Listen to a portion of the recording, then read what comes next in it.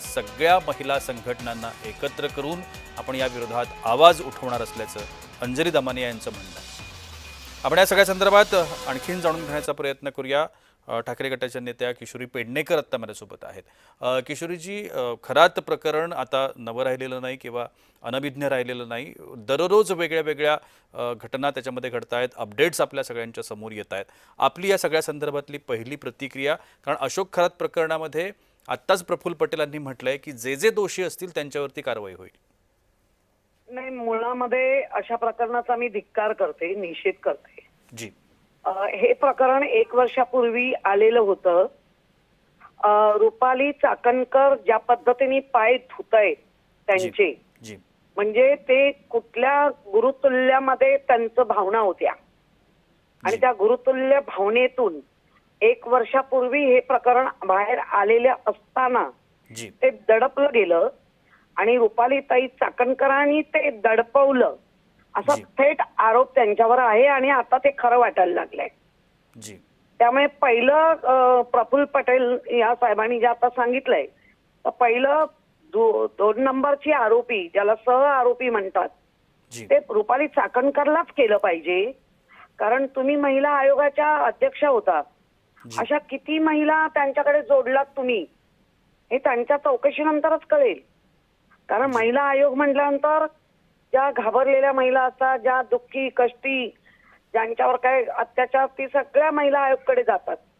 आणि त्या आयोगाकडे गेल्यानंतर जर असे मार्ग दिलेत का की ह्या गुरुकडे चला, मग तुम्हाला शांती मिळेल, कारण मधली अनामिका कापून ती रक्तामध्ये बावली भिजवून कसं वशीकरण केलं, हे पण आता सगळ्या बाहेर येत आहेत।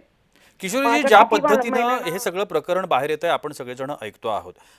पहिल्याच दिवशी का दुसऱ्या दिवशी त्यांनी एक स्टेटमेंट चाकणकरांनी असं केलं होतं की मला या सगळ्या संदर्भातली कल्पना नव्हती, माहिती नव्हतं, एक सामाजिक बांधिलकी म्हणून म्हणा आम्ही या सगळ्याशी जोडले गेलेलो आहोत, अशा पद्धतीचं स्टेटमेंट त्यांचं आलेलं होतं। आपल्याला वाटतं हे सगळे व्हिडिओ बघितल्यानंतर की खरंच त्यांना या सगळ्या संदर्भात आधी कल्पना नव्हती असेल?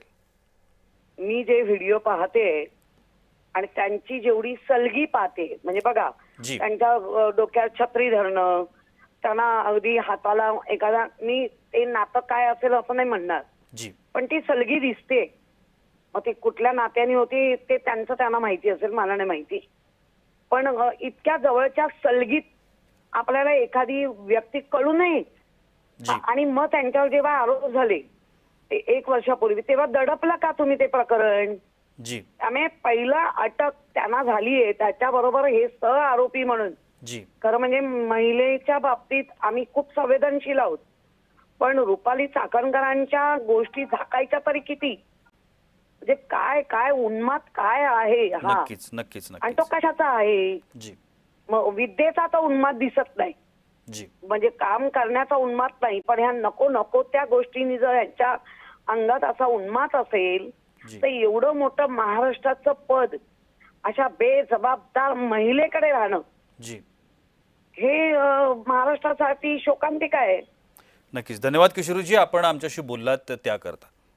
आणि आता या सगळ्या संपूर्ण प्रकरणामध्ये बोलण्याकरता आपल्यासोबत आहेत राष्ट्रवादीच्या नेत्या रुपाली ठोंबरे पाटील, ज्यांनी या सगळ्या संदर्भात आवाज देखील उठवला होता। रुपालीजी, माझा आवाज आपल्यापर्यंत पोहोचतोय? हो, पोहोचतोय। प्रफुल्ल पटेलांचं एक स्टेटमेंट आता आलेलं आहे आणि त्यांनी असं स्पष्टपणे म्हटलंय की जे जे दोषी असतील त्यांच्यावरती कारवाई होईल। आपण या स्टेटमेंटच्या माध्यमातून समाधानी आहात? एक लक्षात घ्या, त्यांनी जे स्टेटमेंट केलेले आहे, पहिलं ते इम्प्लिमेंट मध्ये होणं गरजेचं आहे। कारण का या प्रकरणामध्ये अनेक नेत्या चाकणकर सह समाविष्ट आहेत।